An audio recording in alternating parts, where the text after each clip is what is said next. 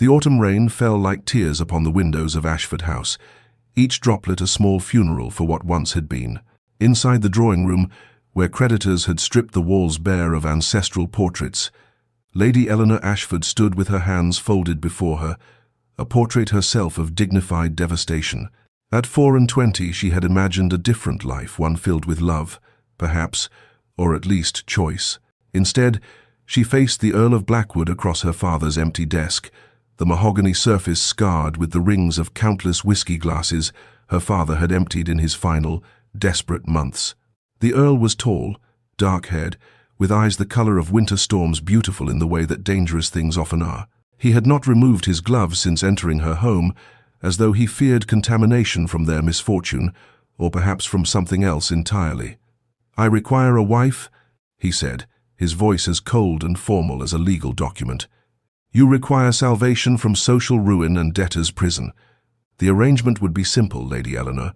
You would bear my name, manage my household, and enjoy financial security. In return, I ask only for your discretion and your presence at necessary social functions." Eleanor's throat tightened, but she maintained her composure.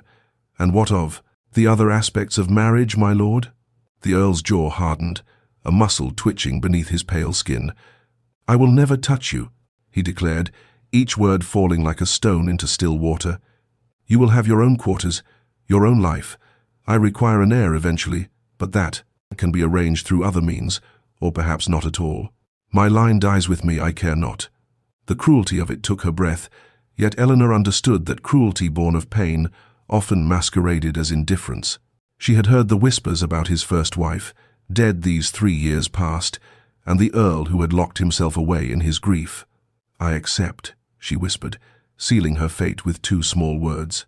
The rain continued its morning song against the windows, and neither noticed that both their hands trembled, his hidden in his gloves, hers concealed in the folds of her worn black mourning dress.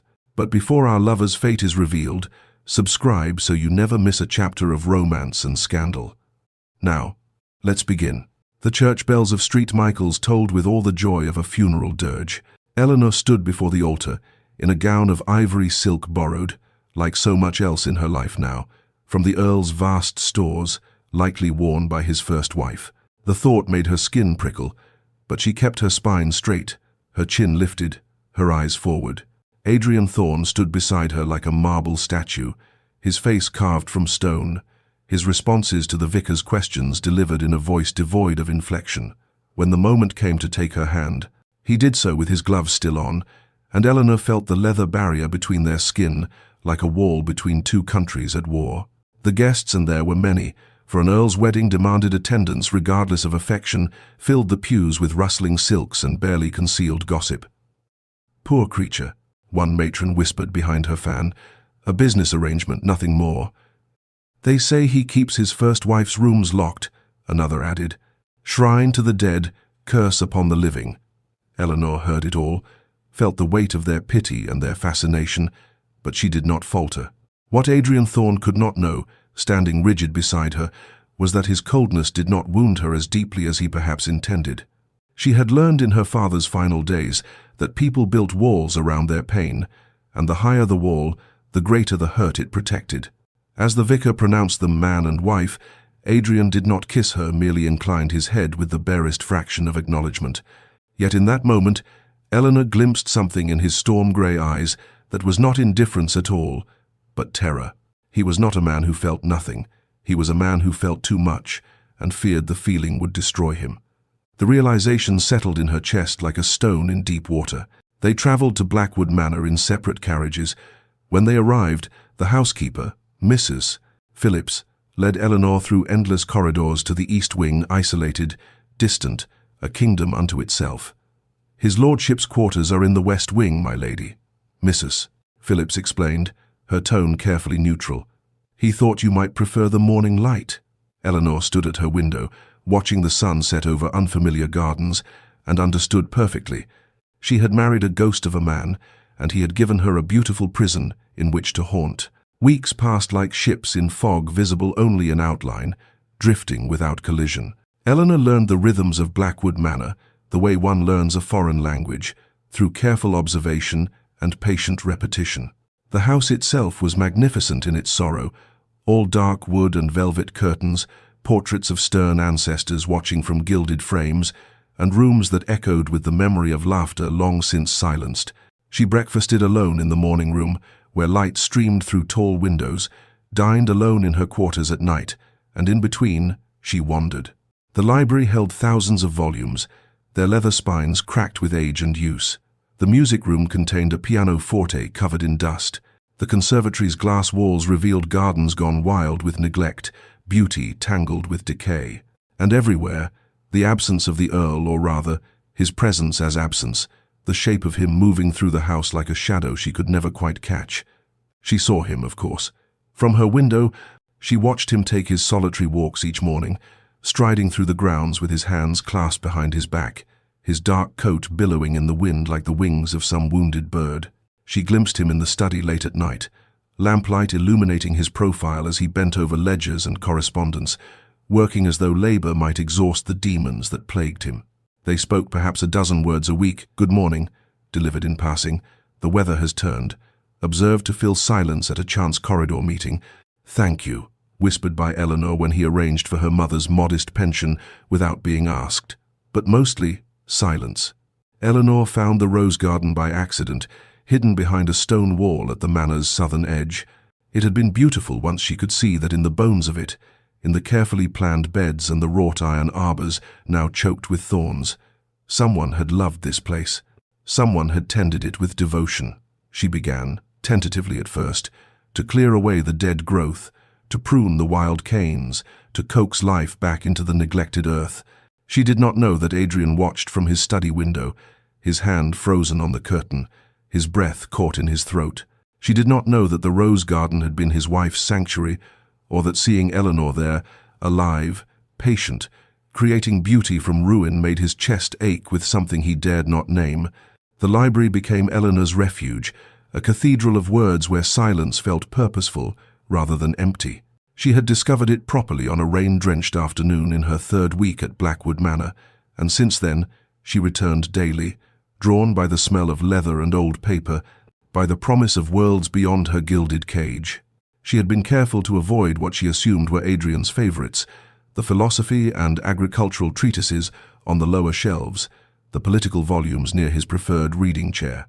Instead, she gravitated toward the poetry, slim volumes tucked into corners like forgotten prayers. She was reading Wordsworth, curled into the window seat with autumn light falling across the pages, when she heard his footsteps. Her heart lurched, but she did not move, did not acknowledge his presence. Perhaps he would simply take what he needed and leave, as he always did. That was her favorite. His voice cut through the silence like a blade through silk. Eleanor's fingers tightened on the book.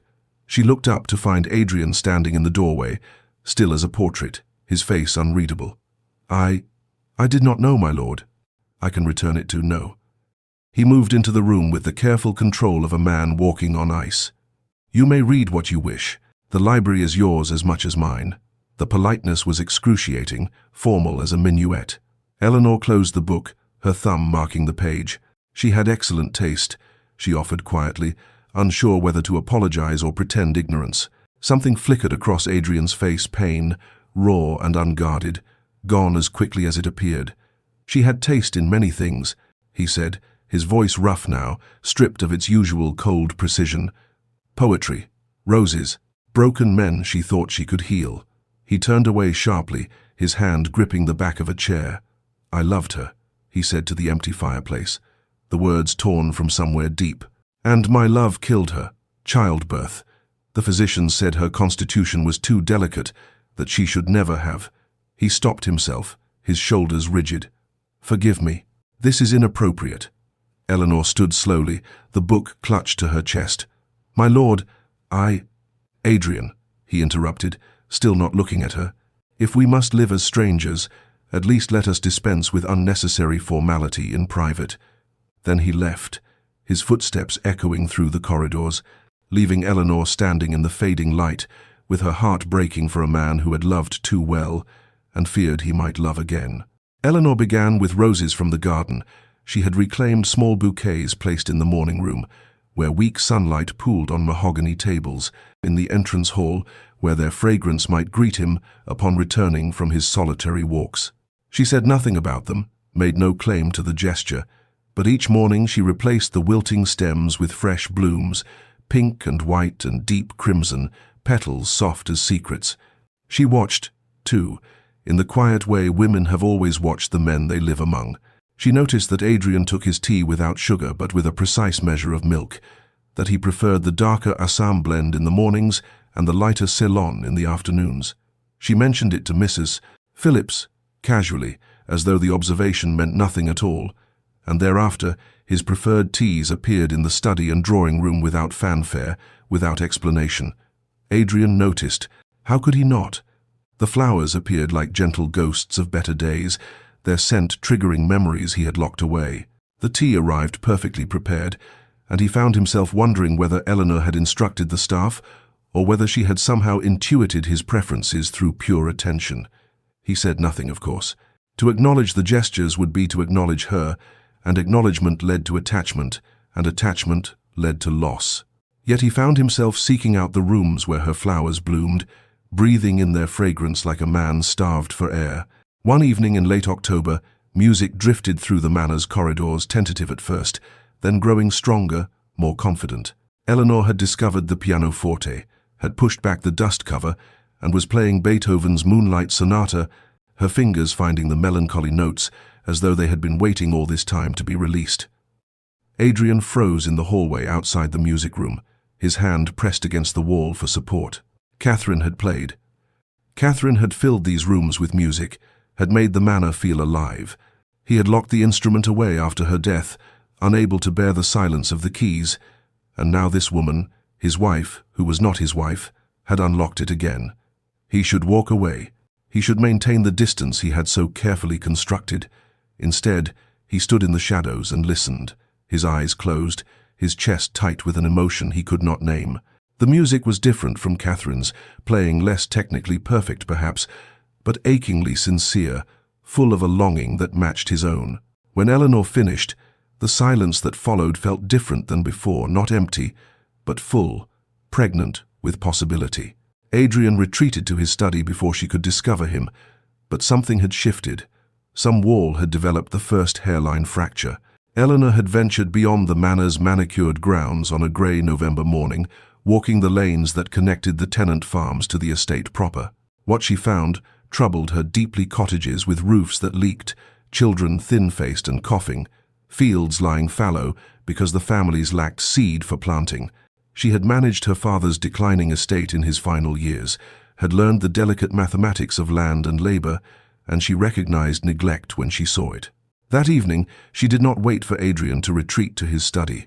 She intercepted him in the hallway outside the dining room, her spine straight, her resolve fortified by the memory of a young mother's hollow eyes. "My lord, I must speak with you about the tenant families." Adrian's expression shuttered immediately. "Mrs. Phillips handles household matters. The steward manages—" "The steward has neglected his duties," Eleanor interrupted, her voice steady despite her racing heart. "The Dawson cottage has a roof that will not survive winter. The Mitchells have 3 children suffering from lung fever because of the damp.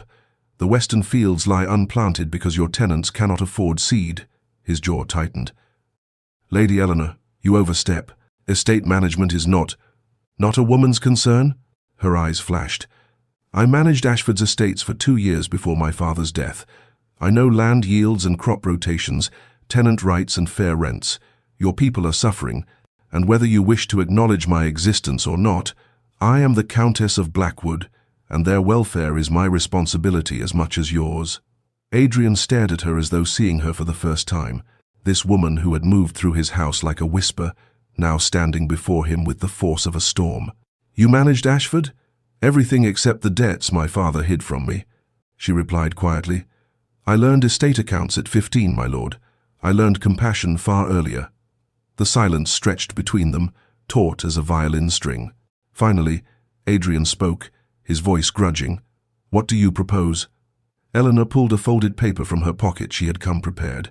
Roof repairs before the heavy snows, medical attention for the sick children, seed loans to be repaid after harvest. The cost would be minimal compared to losing productive families to disease or departure. He took the paper, his gloved fingers brushing hers briefly. He read it carefully, and something in his expression shifted respect, perhaps, or surprise, or the first crack in the armor he wore like a second skin. "Very well," he said finally. "Instruct the steward, and Lady Eleanor." He paused, his grey eyes meeting hers. "You did not overstep." The estate work became a bridge between their separate lives, narrow but traversable. Adrian began appearing at Eleanor's morning room with questions about tenant concerns, ledgers tucked under his arm, his manner still formal but no longer quite so cold. She would pour tea, the Assam he preferred, and they would discuss grain prices and drainage problems, their conversations practical, purposeful, safe. Yet gradually, inevitably, the boundaries softened. Adrian began seeking her opinion not just on tenant matters, but on broader estate decisions, whether to invest in new breeding stock, how to handle a dispute between neighboring families. Eleanor discovered that beneath his glacial exterior lived a mind both sharp and fair, a man who carried the weight of responsibility like a crown of thorns. Dinners, which had been solitary affairs, became shared occasions. Not every night, and never acknowledged as deliberate, but increasingly frequent. They sat at opposite ends of the long table at first, the distance between them vast enough to echo, but conversation, tentative, careful, began to fill the space. One evening, when Eleanor asked about the portraits in the gallery, Adrian spoke of his childhood, of a father whose expectations were impossible, and a mother who died too young. "I was groomed for duty," he said, his voice quiet, his fingers tracing the stem of his wineglass. Love was never part of the curriculum. Eleanor understood then the architecture of his loneliness. "My father loved me," she offered in return, "but he loved his vices more. I watched him destroy everything we had, and I could not stop him. I learned that love alone is not always enough to save someone." Adrian's eyes met hers across the candlelight, and something passed between them. Recognition, perhaps, that they were both survivors of different shipwrecks, clinging to different pieces of wreckage. The respect that grew between them was quiet but undeniable, built on competence and shared purpose, on late-night discussions about crop rotation that somehow became conversations about poetry, about loss, about the peculiar burden of inheriting broken things and trying to make them whole. Yet always, the distance remained. Adrian never removed his gloves in her presence. They never touched except in passing, and even then, accidentally. But Eleanor found herself watching for him, listening for his footsteps, and knew with a certainty that terrified her. She was beginning to love the man her husband was becoming, even as he held himself carefully beyond her reach. The assembly at Thornfield Hall glittered with false warmth, all candlelight and forced gaiety. The county's finest families gathered to assess the Earl of Blackwood's mysterious marriage. Eleanor wore silk the color of midnight, a gown Adrian had insisted upon purchasing despite her protests, and she moved through the crowded rooms with the grace of a woman who had learned to wear dignity like armor. Adrian watched her from across the ballroom, champagne untouched in his hand, and felt something dangerous unfurl in his chest when Lord Hartley bent too close to Eleanor's ear, when young Pemberton's eyes lingered too long on the curve of her neck. She was beautiful. When had he allowed himself to notice? When had the observation become this sharp-edged possessiveness? "Such an unusual arrangement," Lady Ashworth's voice cut through his thoughts, the matron's fan fluttering like a predatory bird. "A marriage of convenience, they say. One wonders if the Earl will ever produce an heir, or if he's content to let his line die with his peculiarities." Eleanor, standing nearby with a group of women, heard every word intended, of course, as cruelty always was. Adrian saw her fingers tighten briefly on her glass, saw the moment of pain flash across her face before she schooled it into serenity. "I find," Eleanor said clearly, her voice carrying, "that the quality of a marriage is measured not by public displays, but by private respect. Those who must advertise their happiness often have little of substance to show." Adrian moved before conscious thought, crossing the space between them, his hand still gloved coming to rest at the small of Eleanor's back, a touch so light it barely existed, yet claiming her nonetheless. "My wife speaks wisely," he said, his voice cold as winter frost, his eyes fixed on Lady Ashworth. "Perhaps if more marriages were founded on respect rather than performance, there would be fewer miserable souls seeking entertainment in others' private affairs." The silence that followed was profound. Adrian escorted Eleanor to the carriage shortly after, both of them trembling with unspent emotion. In the darkness of the carriage, as they rounded a corner, his hand slipped against hers, no gloves now. He'd removed them in his agitation, skin against skin, for the first time since their wedding. Both pulled away as though burned, but Eleanor felt the ghost of his warmth long after, and Adrian stared at his hand in the darkness, wondering how such brief contact could feel like salvation and damnation at once. Autumn deepened into winter's approach, and Blackwood Manor transformed in ways both visible and invisible. The gardens Eleanor had reclaimed bloomed one final time before frost, the roses she had nurtured offering their last crimson offerings to the dying season. But more than the grounds had changed, the house itself felt different, as though the walls had learned to breathe again, as though light found corners that had been dark for years. Adrian sought her company now, no longer hiding behind the pretense of estate business. He would appear in the library where she read, settling into the chair opposite hers with his own book, content to share the silence that had become companionship rather than exile. He accompanied her on walks through the gardens, his hands clasped behind his back, his voice losing its careful formality as they discussed everything and nothing, philosophy and poetry, memories of childhood, dreams they had abandoned. One afternoon, as they walked beneath bare branches laced with early frost, Eleanor laughed at something he said. A dry observation about the vicar's endless sermons, and the sound stopped Adrian mid-stride. He stared at her, at the way joy transformed her face, and felt his carefully constructed defenses crumble like ancient walls against a rising tide. His hand moved without permission, reaching for hers, wanting desperately to twine their fingers together, to close the distance he had so rigorously maintained. But fear, old, familiar, suffocating, stopped him inches away. His hand fell back to his side, and he looked away, his jaw tight with the effort of denial. Eleanor saw it all.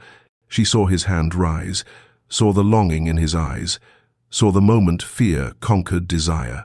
The pain of it settled in her chest like ice forming over still water. She understood then, with terrible clarity, that she had fallen in love with her husband, had given her heart to a man who would never allow himself to claim it. She loved his sharp mind and his hidden kindness, his wounded soul and his stubborn honor. She loved the way he listened when she spoke, the way his eyes softened when he thought she wasn't watching, the way he had slowly, carefully let her past his walls, but only so far, never far enough. That night, alone in her quarters, Eleanor wept for the first time since coming to Blackwood Manor, mourning a marriage that was everything except what she needed it to be. December arrived with ominous skies, clouds massing on the horizon like armies preparing for siege. The air held that peculiar heaviness that precedes great storms, a pressure that made breathing difficult, that turned the manor's atmosphere from merely melancholy to something approaching dread.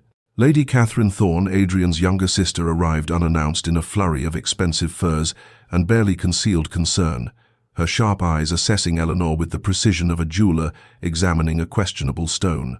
She cornered Eleanor in the morning room, her manner civil but cold. "I feel I must speak plainly," Catherine said, her teacup balanced perfectly on her knee. "My brother has suffered greatly, and I will not see him wounded again. Whatever expectations you harbor about this marriage, I advise you to abandon them.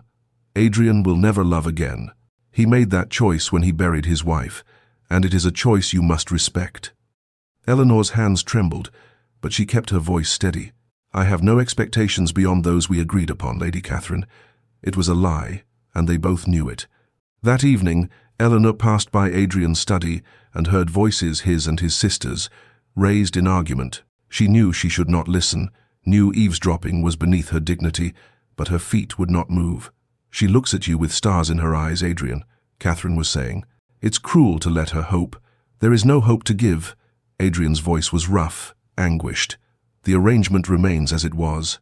"I cannot, will not." He stopped, and Eleanor heard something break in the silence, perhaps a glass. "I will not love her, Catherine. I cannot survive losing someone again. The arrangement stands. It must stand." Eleanor fled to her chambers, her hand pressed against her mouth to stifle the sob that threatened to escape.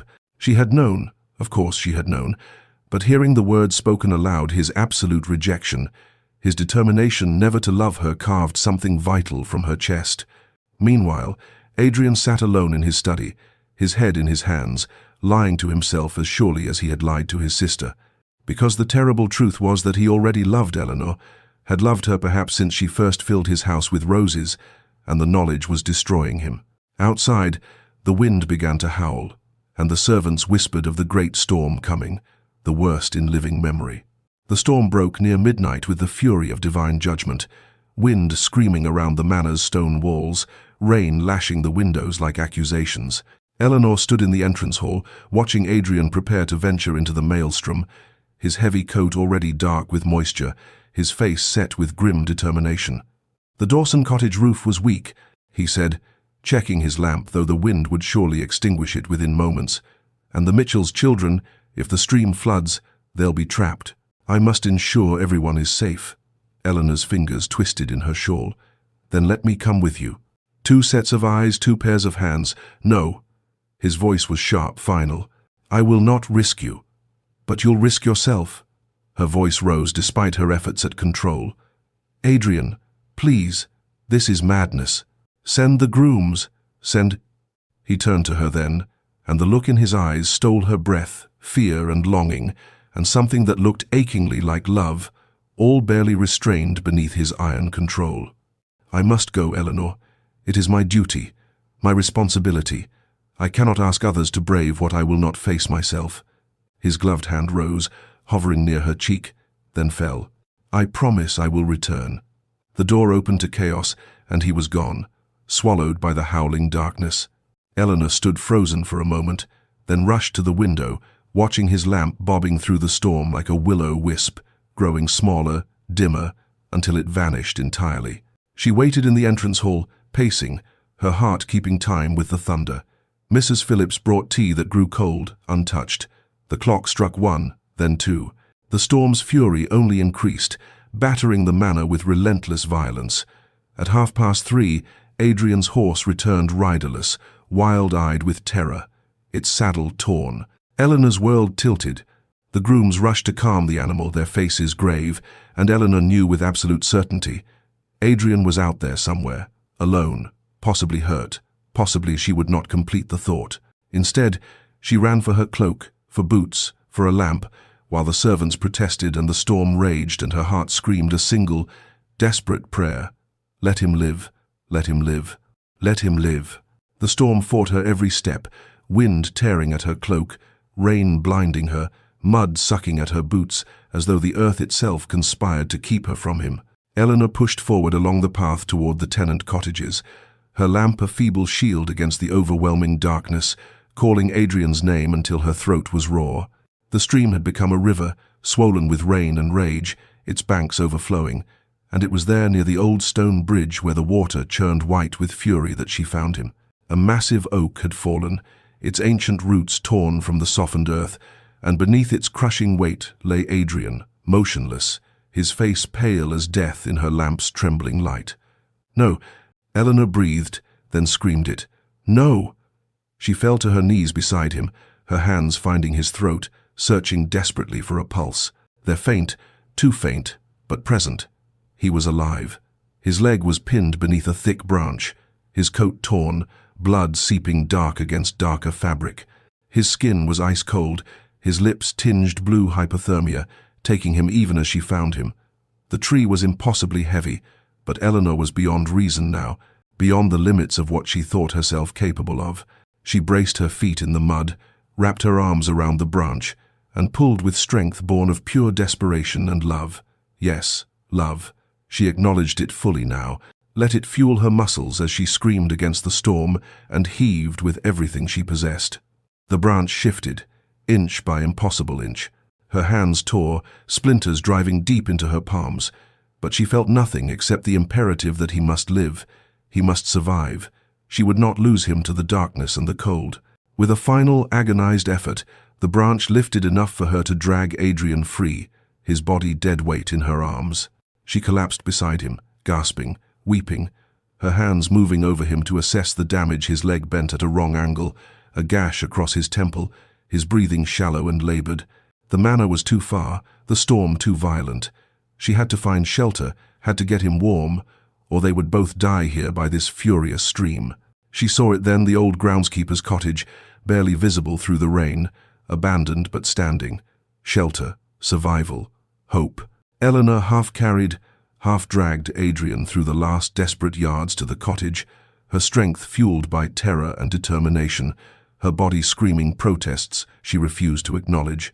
The door yielded to her shoulder, and they tumbled inside, out of the storm's teeth, into darkness that felt almost peaceful by comparison. She had no time for relief. Adrian's breathing was dangerously shallow, his skin like marble beneath her trembling fingers.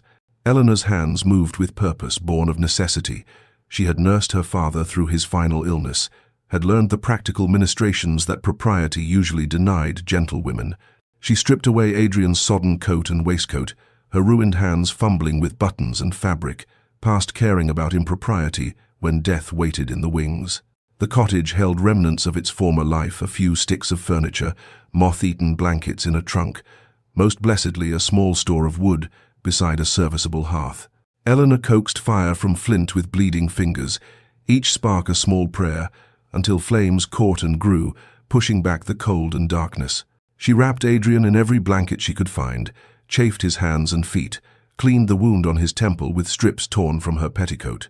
His leg she could not set properly, but she bound it as best she could, whispering apologies when he groaned in unconscious pain. Through the long night, as the storm battered the cottage and the fire burned low and was rebuilt, Adrian drifted in the grey country between consciousness and oblivion. He spoke in fragments, his voice broken and desperate. "Catherine," he called first, and Eleanor's heart clenched. "Catherine, forgive me. I should have protected you, should have kept you safe." Then later, as fever took him, "Eleanor, Eleanor, don't leave, please. I cannot lose." His hand clutched at air, searching, and Eleanor caught it, held it between both of hers despite the agony in her torn palms. "I'm here," she whispered fiercely. "I'm here, Adrian. I won't leave you." She understood then, with the clarity that comes in darkness before dawn, that his fear was not of loving but of the inevitable loss that followed love, that he had built his walls not from cruelty but from a grief so profound he believed it would destroy him to feel it again.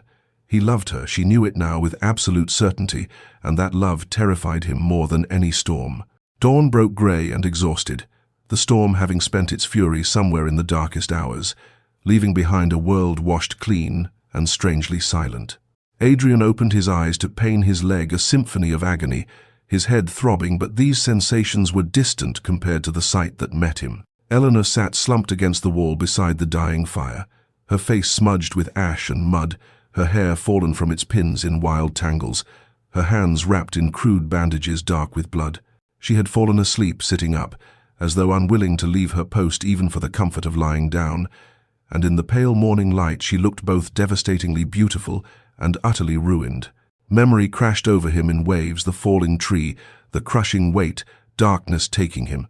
And then Eleanor's voice cutting through oblivion, her hands dragging him free, her warmth keeping death at bay through the endless night. She had risked everything, for him, the man who had married her and refused to touch her, who had given her a beautiful prison and called it protection, who had been too much a coward to admit what his heart had known for months. "Eleanor," he whispered, his voice cracked and raw. She startled awake, immediately moving toward him despite her obvious exhaustion. "Adrian, thank God. How do you feel? Your leg is broken, I think, and you had fever through the night." "You saved my life." The words felt inadequate, too small for what she had done. His eyes found her bandaged hands. "You hurt yourself. You could have died." "So could you," she replied simply, tears suddenly streaming down her face. "And I could not bear it. I could not." He reached for her then. Propriety be damned, fear be damned, all his carefully constructed walls crumbling to dust. His hand cupped her face, feeling the warmth of her skin, the reality of her alive and present and his. "I have been a fool," he said, his own tears falling freely now. "I told myself I was protecting us both, that distance was safety, that I could not survive loving and losing again. But I failed, Eleanor. I fell in love with you despite every vow I made, and the fear of losing you has been slowly destroying me." His voice broke. "I love you. God help me. I love you so desperately that the thought of a world without you is unbearable. And I have wasted so much time." They returned to Blackwood Manor as dawn fully broke. Adrian carried on a makeshift litter by grooms who had searched through the night. Eleanor walking beside him with her ruined hands and her heart full of fragile hope. The physician came, set Adrian's leg properly, dosed him with laudanum for the pain, and prescribed rest. Eleanor hovered in the doorway of his chambers until Mrs. Phillips gently suggested she should rest as well, should tend her own wounds, and she retreated to her quarters feeling unmoored, uncertain whether the words spoken in that cottage had been truth or merely fever's lies. 3 days passed, then 4. Adrian remained sequestered in his chambers, recovering, and Eleanor told herself his absence was reasonable, necessary for healing. But when he finally emerged, pale and leaning on a cane, he did not seek her out. He nodded politely when they passed in corridors, thanked her formally for her quick thinking during the storm, and retreated to his study as though nothing had changed between them, as though he had not held her face and confessed love with tears streaming down his cheeks. Eleanor felt herself fracturing. Had she imagined the desperate tenderness in his voice? Had the confession been nothing more than delirium, words that meant everything to her but nothing to him? She watched him withdraw behind his walls again, watched him rebuild the distance between them brick by careful brick, and the pain of it was worse than his initial coldness had ever been, because now she knew what they could have, and he was choosing to deny it. The household staff whispered, their concerned glances following Eleanor through rooms that felt emptier than they ever had before. Mrs. Phillips brought her tea she could not drink. The gardener mentioned that the roses would need winter protection, and Eleanor could not find it in herself to care. By the 7th day, as December snow began to fall and Adrian still avoided her eyes, Eleanor understood with perfect clarity. She could not live this half-life, suspended between hope and despair, loving a man who would not or could not love her in return. Something had to break, or she would. Eleanor found him in the library at twilight, the room shadowed and cold, despite the fire burning in the grate. He stood at the window with his back to her, one hand braced against the frame, the other gripping his cane, and she thought how perfectly the image captured him, a man forever looking out at a world he refused to fully inhabit. "Adrian," she said, and her voice did not waver, though her hands trembled. "We must speak." He did not turn. "Eleanor, if this is about your hands, the physician assured me they will heal without. It is not about my hands." She moved into the room, positioning herself where he could not ignore her without obvious rudeness. "It is about us, about what you said in that cottage and what you have done since." Now he looked at her, his face a mask of careful neutrality that made her want to scream. "I was delirious, fevered. Whatever I said, do not," she interrupted, her voice sharp as broken glass. "Do not insult me by pretending you do not remember. You told me you loved me, Adrian. You held my face and wept, and confessed that the fear of losing me was destroying you. And now you hide from me as though I am the danger, as though I am something to be survived rather than—" Her voice broke, but she forced herself onward. "I love you. I have loved you for months, and I can no longer live in this limbo, this half-existence where we are married but separate, where we orbit each other like planets that can never touch. I am asking you, begging you for truth. Do you love me, or was it fever speaking? Because if you cannot love me, I must leave. I want either a real marriage or an annulment, but I will not live another day as your beautiful ghost." Adrian's face contorted with anguish, all his careful control shattering. "You do not understand what you ask. Then make me understand. She died." The words tore from him like something vital being ripped away. "Catherine died because I loved her, because I wanted her, because I put my needs above her safety. The physicians warned us her constitution was delicate. Childbirth would be dangerous, but I was selfish. I wanted an heir, I wanted. And she died screaming. Eleanor. She died in agony, begging me to save her, and I could do nothing. Nothing." He was weeping now, openly, his body shaking. "I vowed I would never put another woman at risk, that I would never let my love become someone's death sentence. And then you—" He looked at her with such raw pain it stole her breath. "You are everything. And if I give in to this, if I love you as I want to, completely, without walls, and then I lose you." His voice failed entirely. Eleanor crossed the space between them, her ruined hands reaching for his face, forcing him to see her, to truly see her. "Do you think I do not know about death, Adrian? I watched my father destroy himself slowly, day by day, drinking away his pain and our future. I held his hand as he died, knowing I could not save him. I understand loss. I understand that loving someone does not guarantee their safety or their survival. Her voice was fierce now, blazing with conviction. But what you call protection is its own kind of death. You have been dying by inches in this mausoleum you have made of your life, and you would have me die beside you, not from childbirth or illness, but from loneliness and from the slow starvation of a heart that is never allowed to fully give or receive love. Adrian tried to turn away, but she held him fast. Catherine's death was not your fault. It was tragedy, cruel and random and unbearable, but it was not your punishment for loving her. And denying yourself love for the rest of your life will not bring her back or honor her memory. It only ensures that her death claimed 2 lives instead of 1. You do not understand the risk, he whispered, desperately. If anything happened to you because of me, then I would die having been loved. The words rang through the library like a bell. I would die having lived, Adrian, truly lived, not merely existed in beautiful rooms with a man too afraid to touch me. Yes, there are risks, there are always risks. I could fall from a horse, catch influenza, have my heart simply stop in the night. We are all walking toward death from the moment we are born. The only choice we have is whether we truly live first. She gentled her voice, her thumbs brushing away his tears. I am not Catherine. I am Eleanor, and I am choosing this, choosing you, choosing us, choosing love with full knowledge of every risk. But I cannot choose for both of us. You must decide. Will you live in fear of loss, or will you live in love despite it? Adrian stared at her. This woman who had walked into a storm to save him, who stood before him now offering not just her love, but her very life, trusting him with both. And in that moment, he understood. His walls had not protected either of them. They had only ensured a different kind of suffering, a slower death of isolation and denial. He had to choose, fear or love, death or life, prison or freedom.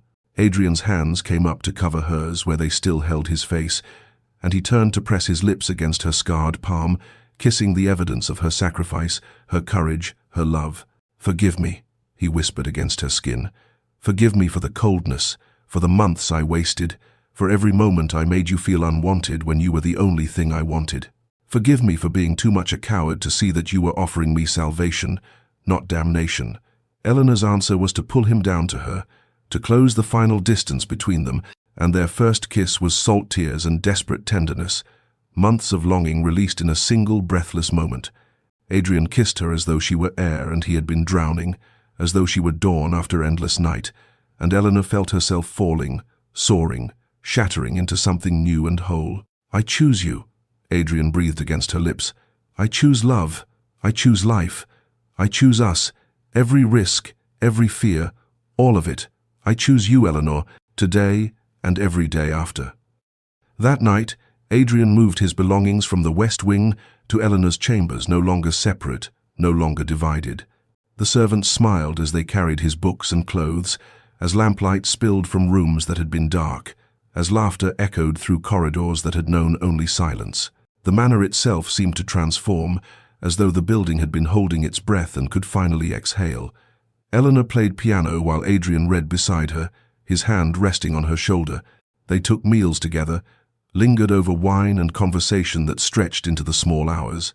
They walked through winter gardens with fingers intertwined, and Adrian no longer wore his gloves, no longer maintained the careful distance that had defined their early months. They spoke of everything of Catherine without shame or guilt, of Eleanor's father without bitterness, of dreams they had thought lost and futures they might build together. They learned each other slowly, completely, with the reverence of 2 people who understood how precious and fragile love could be, and chose it anyway. Blackwood Manor, which had been a mausoleum, became a home, and 2 people who had been ghosts began, finally, truly, to live. Winter melted into spring, and with it came a transformation so complete that visitors to Blackwood Manor remarked they scarcely recognized the place. The gardens bloomed under Eleanor's devoted care, the tenant families thrived with roofs that no longer leaked, and fields planted with good seed, and through it all, Adrian and Eleanor moved as 2 halves of a completed whole, their happiness evident in every shared glance, every casual touch, every laugh that rang through rooms once silent. When Eleanor discovered she was with child, she felt Adrian's terror like a physical thing, saw it in the sudden whiteness of his face, the trembling of his hands as they rested on her still flat belly. But this time, he did not retreat. Instead, he faced his fear directly, hiring the finest physicians in England, consulting with every expert, preparing obsessively for every possible complication. Yet he also trusted in Eleanor's strength, in the doctor's skill, in the love that bound them, in life itself. "I am afraid," he confessed to her one night as they lay together in the darkness, his hands spanning her swelling belly. "Every moment, I am terrified, but I would not trade this fear for the emptiness we had before. Whatever comes, we face it together." Eleanor's labor came with the first roses of summer, long and difficult but not dangerous, and when their daughter finally arrived, red-faced and furious and perfectly, gloriously alive, Adrian wept as he had wept in that storm-battered cottage, but these were different tears entirely. He held his daughter with shaking hands, this tiny creature who represented everything he had feared and everything he had learned to hope for, and felt the last chains of his old grief finally, completely, break. "Her name?" Eleanor asked softly from the bed, exhausted but radiant. "Hope," Adrian whispered, pressing his lips to the baby's forehead. "We shall call her Hope, because that is what you gave me." The estate prospered as never before, not merely in crops and profits, but in the kind of wealth that cannot be measured in joy and purpose, in community and care, in the knowledge that fear had been faced and love had won. 5 years had painted Blackwood Manor in colors Adrian had once believed lost to him forever. The gardens bloomed in riots of summer abundance, and through them ran 3 small figures in white dresses, Hope at 5, Grace at 3, and baby Faith toddling after her sisters with determined steps, her laughter like music carried on the warm breeze. Adrian sat beside Eleanor on the garden bench she had commissioned, his arm around her shoulders, watching their daughters chase butterflies through the roses she had brought back to life. His hair held threads of silver now, and Eleanor's face bore the soft lines of a woman who had smiled often and deeply, and they were more beautiful to each other than they had been on that cold wedding day that felt like another lifetime entirely. "Do you remember?" Eleanor said softly, her head resting against his shoulder. "When you told me you would never touch me." Adrian's hand tightened on hers, their fingers interlaced as naturally as breathing. "I remember being a fool who mistook fear for wisdom, isolation for safety. I remember the woman who saved my life twice, once from a storm and once from myself." They watched Hope lift Faith into her arms to see a butterfly more closely. They watched Grace spin in circles until she collapsed dizzy and giggling into the grass, and Adrian felt gratitude so profound it bordered on prayer. Dear listener, perhaps you too have known fear, the kind that builds walls around your heart and calls it protection, that mistakes loneliness for safety, that believes loving again means risking everything you cannot bear to lose. But here is the truth that Adrian and Eleanor learned in that storm-battered cottage and every day after. We are all walking toward loss from the moment we first love, and the only choice we have is whether we truly live first. Love requires the courage to be vulnerable, to tear down walls brick by brick, to risk the pain of loss for the privilege of connection. It is not the absence of fear, but the decision to love despite it that transforms us, that redeems us, that makes us finally, fully, alive. May you find the courage to open your heart when it has learned to close. May you discover that the walls you built for protection have become your prison. May you know love that is worth every risk, every fear, every moment of uncertainty, and may you rest tonight in the knowledge that it is never too late to choose love over fear, life over mere existence, hope over despair. This has been a story from Sweetly Told Tales. If these words have touched you, let them remind you that your own story is still being written, and the next chapter begins with a single brave choice. Sleep well, dream deeply, and remember, love always, always finds a way.